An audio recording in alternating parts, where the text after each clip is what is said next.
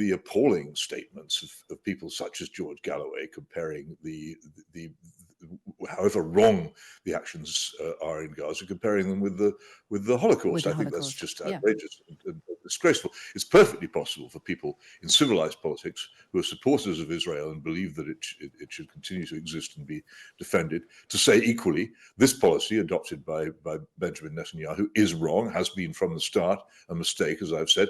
But I don't get a hearing for that. Because you're either at the moment apparently on the one side or the other. You can. Can I just say, you're either the new right, which says Israel can do no wrong, or you're on this strange area of the left where people who are socially and morally and politically on the left ally themselves with Islam, which is in fact in general a highly socially conservative philosophy. I can't work out where the normal thinking person fits in here, and I look on it with some confusion. I cannot be on either side. Is there a tickle in everyone's tummy ahead of Super Tuesday, Jerry, or does it feel like a foregone conclusion? I wonder what the appetite for it is over there. No, I don't think anybody's excited. It's the flattest Super Tuesday I can recall, actually, because I don't think we've ever had a situation like this where both parties' races are essentially already over. We know, Trump's going to be the nominee for the Republicans and Biden's going to be the nominee for the Democrats. I think what is interesting is attention is already turning to the general election, and I think the polling right now for Joe Biden is so terrible, but Trump seems to be getting stronger, that I think there is an interesting buzz around how bad is it for Biden? Biden's obviously also got his State of the Union speech on Thursday, and once again speculation that maybe Biden kind of steps down, somebody else steps in. That's picking up again. I think it's very unlikely, but I think that's where the interest is. It's rather definitely worth talking about, isn't it? Based on some New York Times Siena College polling that I was reading the other evening. We'll talk a bit more about that. We've got a tickle in our tummy ahead of Super Tuesday because we have been let out of the studio tomorrow. We're at Republicans Overseas. It's an event in central London. So we'll be, seeking the opinions not just of Super Tuesday, but also how the Republicans carry this forward and what a presidency, a second term under Donald Trump might look like. So all that's going on for us tomorrow. Peter Hitchens joins us as well this evening, Mail on Sunday columnist and author. And you are a great lover of not just UK politics, but American politics as well, Peter. So I'm sure you'll be keeping your eyes open ahead of tomorrow's Super Tuesday. Well, I wouldn't go as far as to say I was a lover of American politics. I find it immensely frustrating and annoying. But yeah, you are a commentator across American politics. I lived in Washington, D.C. for 2 years, and I got so annoyed with American politics that I responded by going off and traveling around the country as far away and as often as I could. I've never really been one of those people who gets particularly engaged with it, and at the moment I find it immensely frustrating and annoying because there's nobody, it seems to me, that anybody intelligent or thoughtful can identify with who's taking part in it. And you see a great country, once a very civilized country, apparently determined to if not to destroy itself, to do itself immense damage. And it's annoying to have to watch that from far away. Look, we will speak to Jerry, who's over there, living over there and immersed amongst it, whether it really is as gloomy as all that in a short while. If you're listening to this and you want to get involved with our two big brains, Peter Hitchens and Jerry Baker, you can get involved. WhatsApp 0333 003 2353. It's free, convenient, super easy, and it comes straight through to us here in the studio. So you can WhatsApp us with your thoughts, and you can also text us in the normal way, 87222. Start your message with the word Times. Now let's focus on UK politics first of all, because the leader of the Workers' Party, George Galloway, he of course won the Rochdale by-election. He took his seat in the House of Commons today. He spoke after being sworn in as an MP and criticised the lack of leadership in government. I think that we stand at a very dangerous crossroads in our country's affairs, perhaps as dangerous as any since the summer and autumn of 1940, 41. And there's no Mr. Churchill in this picture. There's no one, it seems, able to step forward and steady the ship of state and begin to rally, unite our people. OK, he also gave his thoughts on which key issues will dominate this year's election. The next election will be about Muslims and will be about the taking away of civil liberties in this country. It's Sunak's last hope. I pray for the social peace of our country that it's a forlorn hope.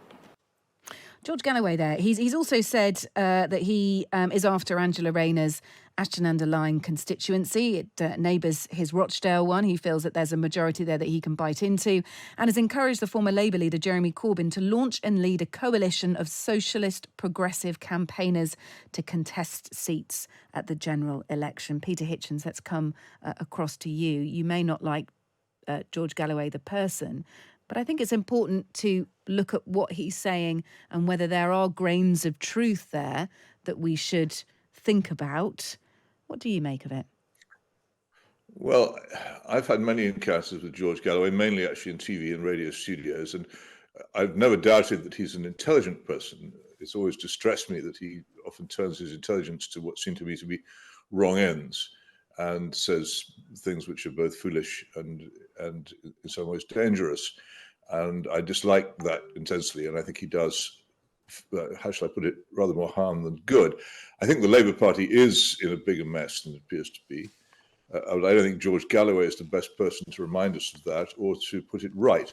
I think that he's certainly found a very grave weakness in Keir Starmer's position, and he's exploiting it like anything, as he always does. And he's a very astute and clever campaigner, and he's succeeded in Rochdale when a lot of people thought that he wouldn't, and you have to take that seriously. But to convert that, a by-election result, into some kind of national party or national challenge is probably a great deal more than he or anybody else can achieve. And as for his slightly apocalyptic language about it being the same as 1940, I think that's just gibberish. Jerry, what do you make of this from afar? George Galloway, clearly standing on the left. We've heard a lot about the Conservative Party leaning to the right. We've seen Keir Starmer try and remain as centrist as he possibly can and still try and satisfy his MPs, which is sort of a work in progress in some areas anyway. But here you have a candidate, a socialist candidate, clearly on the left, putting that perspective forward. And I wonder whether we haven't heard enough of that here in this country, where we need to entertain the right, the centre and the left, and we haven't done a lot for the left. Well, it's ironic, isn't it? Keir Starmer spent several years sort of trying to extirpate the stain of anti-Semitism from his party that was very much associated with Jeremy Corbyn, his predecessor. And I think on the whole has done a reasonable job of persuading people that the Labour Party had gone horribly, and too many anti-Semites in the party, and the party had reformed itself, only to discover that, of course, the anti-Semite sort of termites, are there and ready to undermine him. I think this idea. First of all, I agree with Peter about what Galloway said, an absurd notion that it's 1940 all over again. It does make you wonder, by the way, if George Galloway had been around in 1940, which side he would have been on, but given some of the things that he says. And for him to invoke Winston Churchill is going to, produce sort of guffaws of laughter, I think, from anyone who knows either him or knows anything about British history and Winston Churchill. But, this idea that he's putting about this next election is going to be about Muslims. If he means it's going to be about people like him who say things about Israel, that Israel's committing a genocide, for example, or whatever, or indeed, I think I read somewhere that he'd actually had the absolute shame and dishonor to describe what's going on in Gaza as a Holocaust, as another Holocaust. Yeah. If he's, but I think it does show that if that's all true, it's despicable. But it does show. I do think Labour has a problem. I think there are a very significant number of Muslim voters in a lot, not by any means the majority, not by any means perhaps anything more than a relatively small minority. But strongly. As we saw, I know it was a very low turnout in Rochdale and all of that, and he probably will lose the general election. But are willing to come out and vote for someone who says things like that, and that does show, Labour's problem. Labour's going to win the next election with a sizable majority, but it looks like it's going to have a significant number of MPs who are, you say on the left, Kate, but these are, again, this is a, this is a strand of opinion that is powerfully, has a very distinct take on Islam and on the Middle East in particular. And I think that is going to be a bit of a problem. And we don't have to associate those with the left. I do associate George Galloway as, as on the left, very clearly on the left, polarizingly so sometimes. He's a socialist. He's very clear about what he stands for. Muslims don't have to veer to the left, but they do want to have a voice. And there are other people who aren't Muslim who also want to have their voice as well. I worked on Friday morning after that election result was announced in Rochdale. He was, of course, won that fairly, George Galloway, with his message that he was taking the fight over Gaza to Keir Starmer. In his winner's speech, he said, this is for Gaza. He was really clear about how he felt about that. The Muslim population here in the UK, 6.5%. But I think he's got to not just talk about this is for Muslims. I think he's got to talk about other people who aren't Muslim, but who believe, and there were plenty of them texting in and WhatsApping in. I mean, absolutely tons of them actually messaging in on Friday morning saying, good, I'm glad someone's finally clearly saying that there is something awful going on in Gaza and that Israel's being too harsh. Someone who's been really clear, okay, they might not call it a genocide, I'm sure that they won't, but that enough is enough. Israel has gone too far in its response, in its response, and it's disproportionate. Yes, Peter. Well, here's the thing. The whole spectrum of British politics as it once was has completely shattered. Nobody knows where they stand on anything. For instance, I look on all this with a great deal of confusion. For many years, I've thought that I was probably one of the most dogged and determined supporters and defenders of Israel in the country. I suddenly found myself surrounded by people on the right who was probably a year ago couldn't have found Israel on a map, who are tremendously supportive of the actions of the current Israeli government in bombarding Gaza. Now, although I am a very strong supporter of Israel, I think the bombardment of Gaza and in general the bombardment of populated cities is completely unacceptable behavior and entirely wrong, and I condemn it without hesitation. But I absolutely do not confuse that position with the appalling statements of people such as George Galloway comparing the however wrong the actions are in Gaza, comparing them with the Holocaust. I think that's just outrageous and disgraceful. It's perfectly possible for people in civilized politics who are supporters of Israel and believe that it should continue to exist and be defended to say equally, this policy adopted by Benjamin Netanyahu is wrong, has been from the start a mistake, as I've said, but I don't get a hearing for that. Because you're either at the moment apparently on the one side or the other. You can. We're not just saying. You're either the new right, which says Israel can do no wrong, or you're on this strange area of the left where people who are socially and morally and politically on the left ally themselves with Islam, which is in fact in general a highly socially conservative philosophy. I can't work out where the normal thinking person fits in here, and I look on it with some confusion. I cannot be on either side, and I don't think I can be the only person who looks at it this way. I'm neither on Mr. Galloway's side nor am I on Keir Starmer's side. It's that none of the above situation. None of the below, as I wish it were on the ballot paper. Jerry, first thing, none of the below. I mean, can I just say? I'll say two quick things. One, I do support what Israel's doing. I think it is.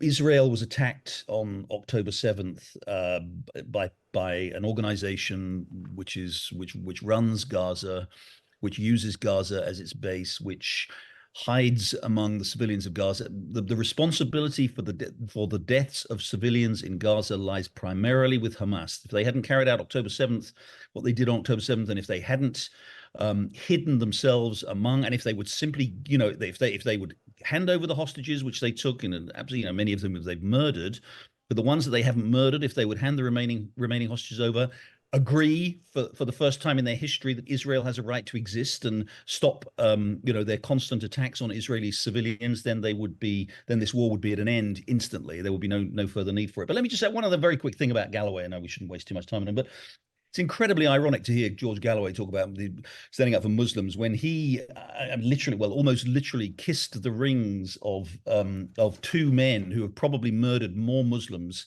multiple times more Muslims than Israel has killed in its entire existence. That's, of course, Saddam Hussein and Bashar al-Assad, who between them have killed literally millions of their own people, who are, of course, predominantly Muslims. So these crocodile tears that George Galloway deploys for his own political benefit, I find utterly deplorable.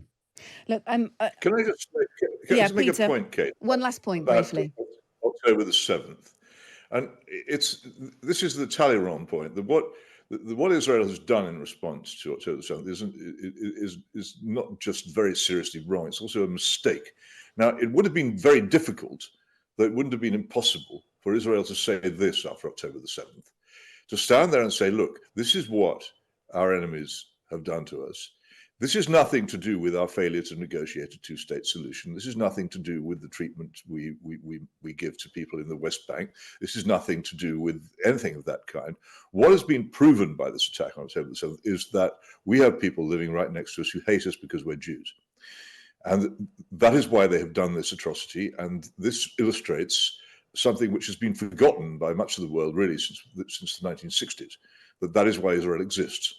And by holding and staying their hand at that point and saying, this is not about anything other than the hatred of Jews, which is the reason why we exist, Israel could have reached again towards the Western public opinion, which it is losing. It is losing the support of Western public opinion rapidly, I think, in the United States now, to the point where it cannot in future necessarily rely on the enormous support, both in military terms and in United Nations Security Council terms, which has kept it safe. I think this was a very grave mistake. It's all very well saying, yes, of course, Hamas is I have no doubt that Jeremy Baker, like me, has been to Gaza and seen how it's run, has met people there who actually loathe being run by Hamas and who are now suffering. Hamas is not suffering particularly and doesn't much care if it does. Its leadership is in Qatar anyway. By bombarding Gaza, they haven't punished Hamas. They punished the people of Gaza. Yeah. And as anyone who's watched that fantastic film, The Battle of Algiers, knows, you cannot defeat an idea with armed force. It simply will never work.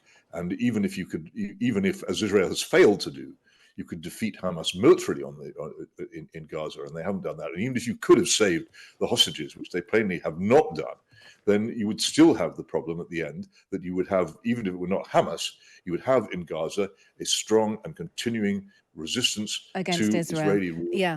I'm going to have to leave it there, Peter. I'm going to have to leave it there. Otherwise, we'll never get on to any other discussion points. You've both been fascinating on this. I'm enjoying hearing what you've got to say.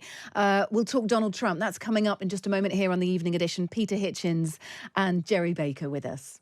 Peter Hitchens, the Mail on Sunday columnist and author, and Jerry Baker as well, Times columnist and editor-at-large of the Wall Street Journal. Let's talk Donald Trump then. The US Supreme Court has rejected Colorado State's attempts to remove Donald Trump from the ballot for US president.